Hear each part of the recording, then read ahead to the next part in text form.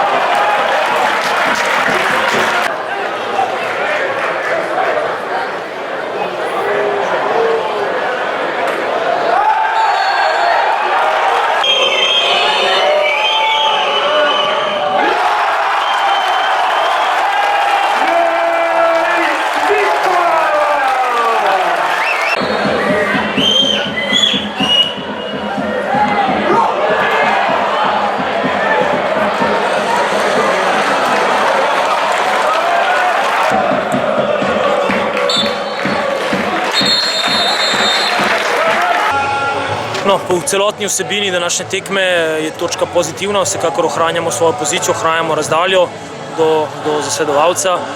Vsekakor pa v prvem polčasu postavitev ni funkcionirala, kar je v določeni meri tudi naša odgovornost.